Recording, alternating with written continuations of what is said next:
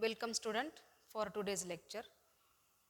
Student, today we are going to see the next biological tool, that is the vectors, cloning vectors. In last lecture we have seen that is the first biological tool, that is the enzymes. The second biological tool, that is the cloning vectors. So the cloning vectors, these are used as a vehicle, that is they are used to carry the desired gene during the recombinant DNA technology.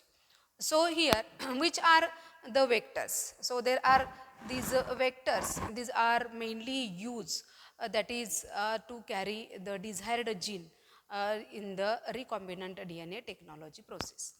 So see, that is these are the examples of these vectors, that is the plasmids, then cosmid, then phasmids, then bacteriophage, in which there is the two bacteriophage, that is M13 and phase lambda phase. Then BAC, that is the bacterial artificial chromosome. It is also used as a vector. YAC, yeast artificial chromosome, it is also used as a vector.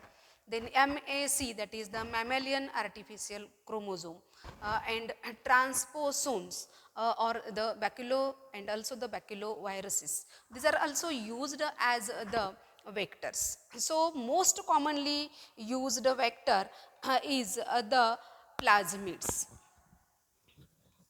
Generally जास्तीत जास्त vector हे use केलं जातं, that is the plasmid and the bacteriophage. these are the most commonly used vehicle or the vectors for the recombinant DNA technology.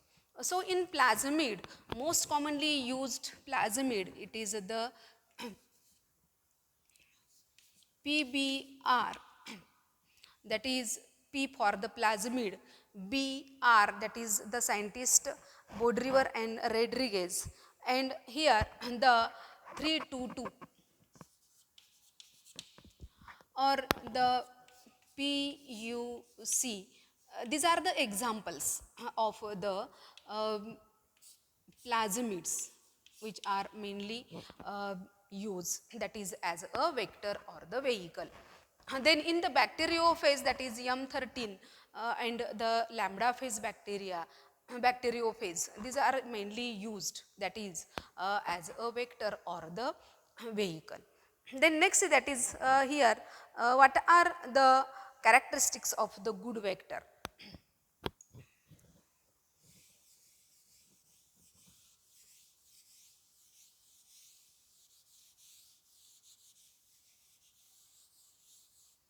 So first see, that is what is mean by the vector or the vehicle. So see, that is here it mainly present in the bacterial cell. So for example, that is the plasmid. So see, that is it is the bacterial cell. It is the bacterial cell in which here is it is the chromosomal DNA, and here is the extra chromosomal DNA, that is the plasmid. So this is acts as a vector or used as a vector or the vector DNA.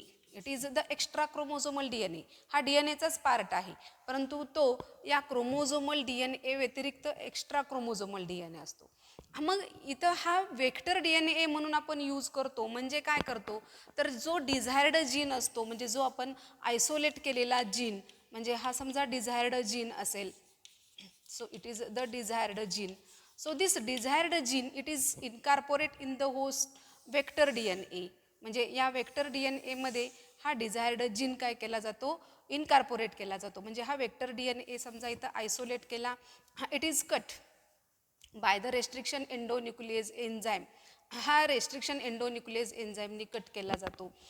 तोच desired gene सुद्धा असा select केला जातो की जो restriction endonuclease एन्झाईमनी cut केलेला असेल. आणि हा डिझायर्ड जीन हा काय केला जातो, तर या वेक्टर DNA मध्ये काय केला जातो, इनकॉर्पोरेट केला जातो. Okay, it is the RDNA. And then it is used as a vehicle, that is it carries the desired gene during the recombinant DNA technology. आणि मग हा जो काही DNA असेल याला रिकॉम्बिनंट DNA म्हणजे rDNA असं म्हटलं जातं. आणि पुन्हा तो मग होस्ट सेलमध्ये इनकॉर्पोरेट केला जातो फॉर द मल्टिप्लिकेशन. हा होस्ट सेलमध्ये इनकॉर्पोरेट केला जातो. या पद्धतीनं हे व्हेइकल म्हणून आपण आता जे मी एक्झाम्पल सांगितले तुम्हाला हे या पद्धतीचे वेक्टर DNA म्हणून यूज केले जातात. मग इथं आपण आज बघणार आहोत that is what are the characteristics of the vector, म्हणजे वेक्टरमध्ये कोणते कॅरेक्टरिस्टिक्स असले पाहिजेत. So see, that is the characteristics of the vector. What are the characteristics of the vector? So first, that is it must having ability to replicate independently. So first, that is having ability to replicate independently. म्हणजे generally vectors जे असतात ते स्वतःच replicate होण्याची ability capacity याच्यामध्ये असली पाहिजे. That is the first characteristic, that is here it must having ability to replicate independently. That is here the DNA, that is the desired gene which is inserted, that is it must be copied. So here it having the ability to replicate independently.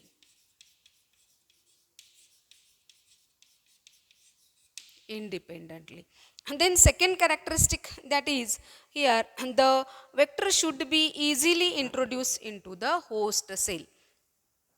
Second, that is easily introduce into host sale.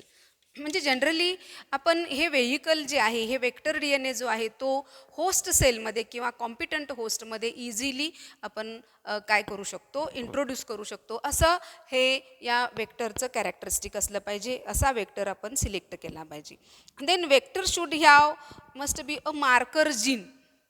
याच्यामध्ये काय असलं पाहिजे, that is there must be the marker gene. So this marker gene means it useful to identify, that is the recombinant DNA which is insert into the host cell. म्हणजे ज्या host सेलमध्ये आपण recombinant DNA insert केलेला आहे तो desired gene ज्या host सेलमध्ये आहे तो होस्ट सेल आयडेंटिफाय करण्यासाठी त्या जीनमध्ये म्हणजे त्या वेक्टरमध्ये मार्कर जीन हा नक्कीच असला पाहिजे. That is it must having the marker gene. And then next characteristic, that is here it contain, and that is the cleave site, unique cleave site for the restriction enzyme. So fourth, that is it must having the cleaving site. Cleaving site म्हणजे ज्या cleaving साईटमध्ये restriction endonuclease enzyme हे ते जे काही vector DNA जो आहे या वेक्टर DNAचा काय करेल तर जो एका साईट क्लिविंग साईटमध्ये तो काय करेल, कट करेल आणि ते कट केल्यानंतर तिथं डिझायर्ड जीन इनकॉर्पोरेट केला जातो. So it must having the cleaving site. म्हणजे याला क्लिविंग साईट असली पाहिजे की जेणेकरून इथं आपण एंडोन्यूक्लियस एन्झाईम पाहिले तर एंडोन्यूक्लियस एन्झाईम हे काय करतं, हे जे जीन आहे म्हणजे सॉरी DNA जो आहे वेक्टर DNA हा कट करण्याचं काम करेल आणि तिथं कट केल्यानंतर डिझायर्ड जीन त्याच्यामध्ये इनकॉर्पोरेट करतो आपण.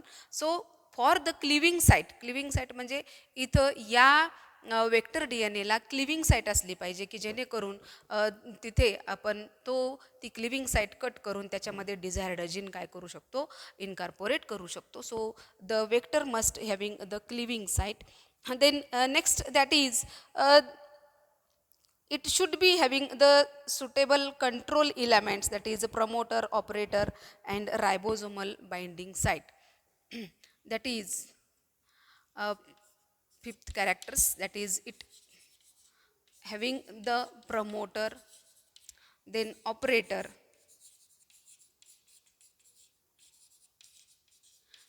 and ribosomal binding sites.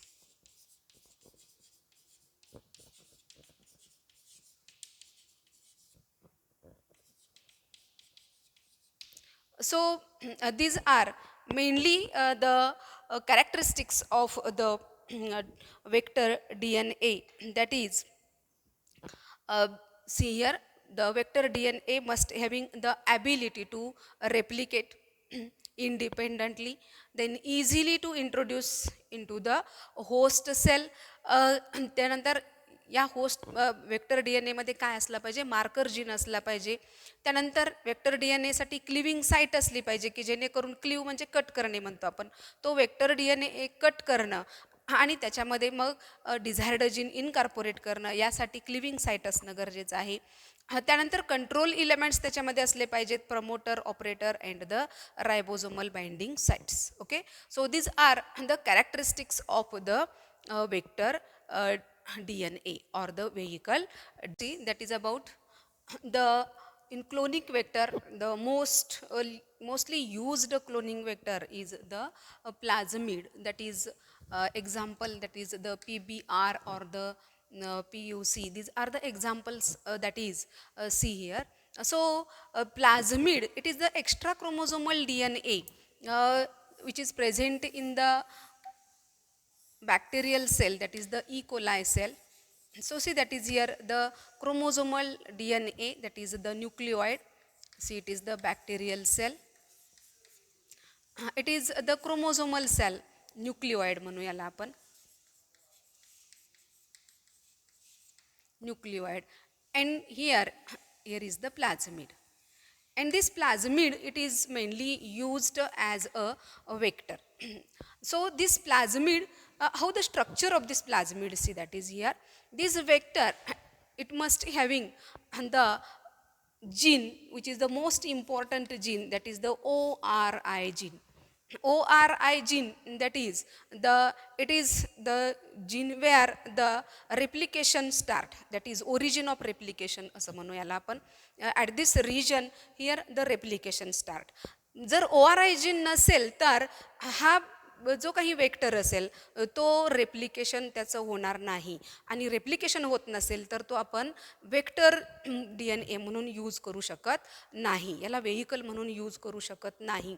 Vehicle म्हणजे काय, तर डिझायर्ड जीन कॅरी करण्यासाठी आपण हा वेक्टर व्हेइकल म्हणून यूज करतो.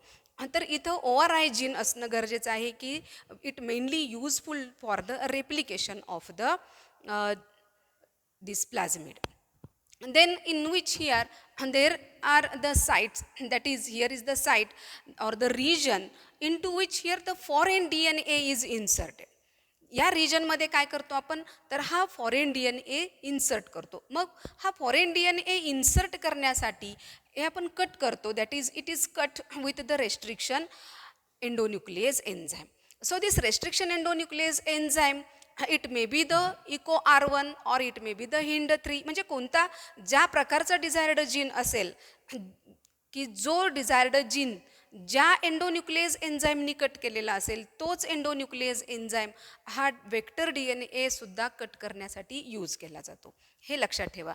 मग इथं EcoR1 जो आहे यांनी जर डिझायर्ड जीन आपण कट केला असेल, आयसोलेट केला असेल, तर EcoR1 हाच रेस्ट्रिक्शन एंडोन्यूक्लियेज एन्झाईम हे इथं काय केलं जातं, कट करण्यासाठी यूज केलं जातं, वेक्टर DNA कट करण्यासाठी यूज केलं जातं. म्हणजे यापैकी कोणताही एक, म्हणजे EcoR1 असेल, HIND3 असेल, SPAL1 असेल किंवा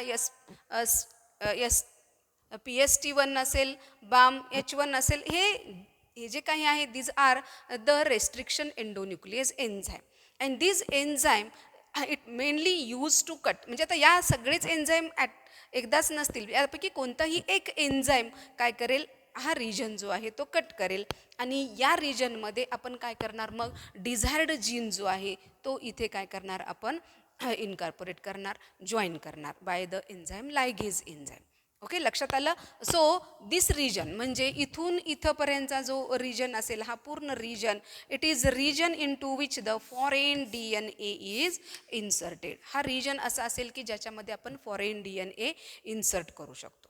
Okay, so the next that is a gene that is the AMPR म्हणजे ampicillin resistance gene असं म्हणतो आपण. तर ॲक्च्युली इथं AMPR किंवा कोणताही जीन असेल that is it is the marker gene.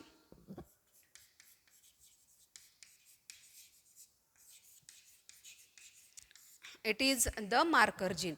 AMPR means ampicillin resistant gene किंवा इथं मार्कर जीन आपण टेट्रासायक्लिन रेजिस्टंट जीन म्हणून सुद्धा यूज करू शकतो.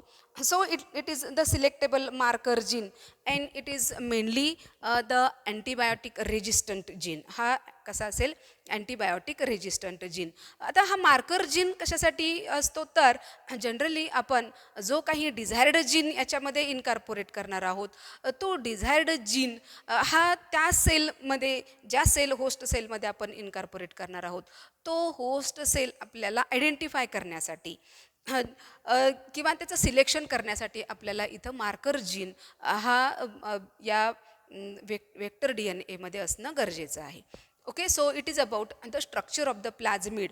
Mostly used the vehicle or the vector is the plasmid. Okay, so the plasmid, it is the extra chromosomal DNA which is present in the E. coli cell that is the bacterial cell. It is the E. coli cell, Escherichia coli cell. Okay, so here it is about the plasmid. Then next that is here the plasmid which are used as a vector in the plants. मग प्लांटमध्ये plasmid कोणतं वापरलं जातं बघा. So plasmid used in plant.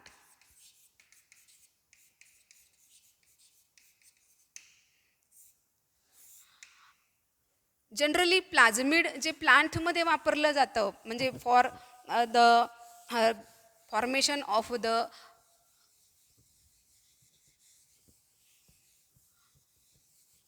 recombinant DNA, that is in the plant. Here the TI plasmid it is used. The plasmid which is used in the plants is the TI plasmid. It is the TI plasmid. Plant मध्ये आपण vector म्हणून जे काही plasmid use करतो त्याचं नाव आहे TI plasmid. So this TI plasmid it is mainly isolate from the bacterium that is Agrobacterium tumefaciens.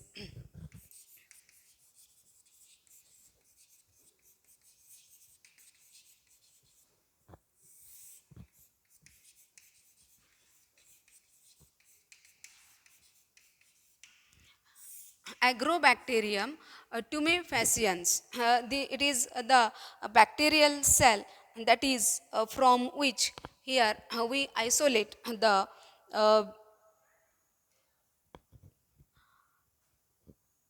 TI plasmid, that is tumor inducing plasmid. That is the tumor inducing plasmid, TI plasmid. हे ॲग्रोबॅक्टेरियम ट्युमेफॅसियन्स. आता ॲग्रोबॅक्टेरियम ट्युमेफॅसियन्स हे काय आहे? It is the bacterial. This Agrobacterium tumefaciens it is mainly the bacteria which causes the crown galls or the tumor disease in the plant. It causes the crown gall or tumor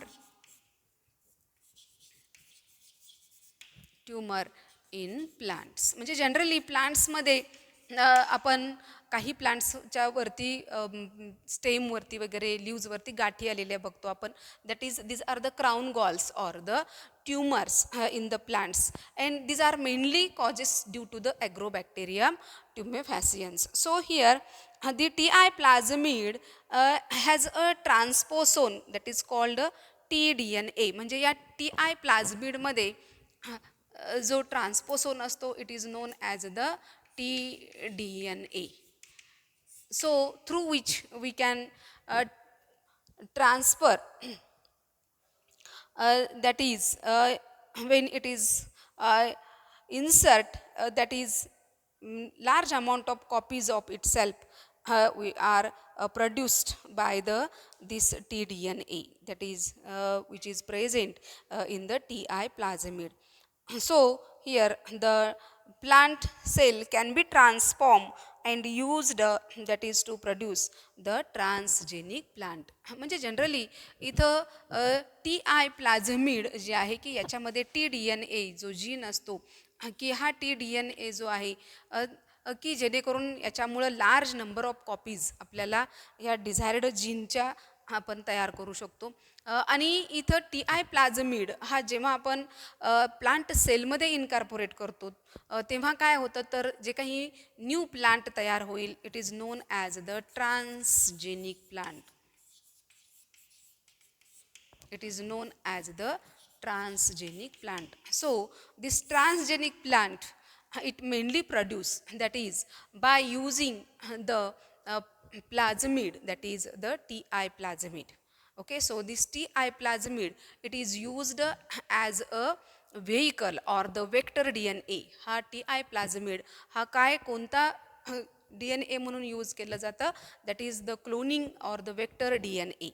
And in the Ti plasmid there is the gene which is present, that is the tDNA. Okay, so it is about the plasmid which is used in the plant, that is the Ti plasmid, and this mainly present in the bacterial cell, that is the agrobacterium tumefaciens. या bacterial सेलमध्ये हे काय असतं T I plasmid असतं, which is mainly used as a vector to produce the transgenic plant. म्हणजे generally इथं आपल्याला transgenic plant तयार करायचे असतील म्हणजे प्लांट्समध्ये आपल्याला एखादा डिझायर्ड जीन इनकॉर्पोरेट करायचा असेल तर त्यासाठी आपण वेक्टर म्हणून कोणता प्लाझमिड वापरतो, T I plasmid. Okay, so it is about the vector DNA or the vehicle. Then third component it is the second biological tool which is used for the recombinant DNA technology. See, that is we have seen the first biological tool, that is the enzymes. Okay, second biological tool, that is the cloning vectors, in which we have seen that is the some examples of the cloning vectors, and we have seen that is the detail about the plasmid. Then next, that is the third biological tool, that is the competent host.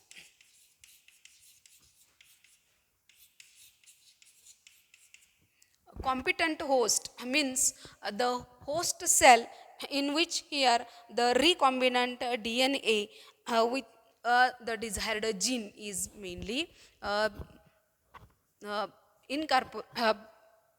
desired gene which is mainly insert into this competent host and it is allowed for the multiplication. So competent host, that is mainly the E. coli cell, that is the Escherichia coli cell. These are mainly used, these are bacterial cell, they are mostly used as a competent host. So see, that is the competent host, it is also nothing but the cloning organism. यालाच काय म्हटलं जातं, cloning organism.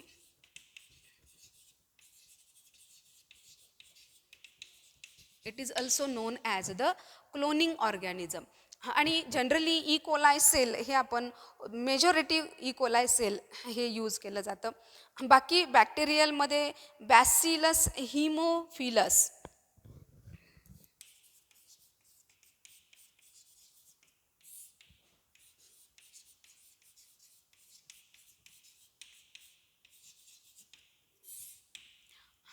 Bacillus haemophilus, this bacterial cell it is also used as a competent host. Second example, that is the Helicobacter.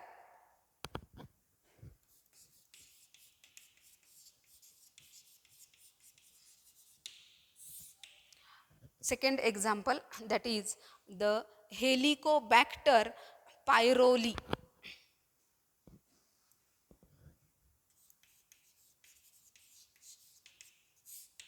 Helicobacter pylori. It is also used as the competent host. So here the Bacillus Haemophilus Helicobacter, these are used as a competent host or the cloning organism, but mostly used cloning organism is the E. coli, that is the Escherichia coli. म्हणजे इथं generally competent host हा काय असतो तर desired gene, म्हणजे आता मी तुम्हाला जे काही सांगितलं की हा काय आहे वेक्टर आहे, बरोबर आहे. इथे डिझायर्ड जीन असेल हा, ठीक आहे, किंवा फॉरेन DNA म्हणूया याला आपण.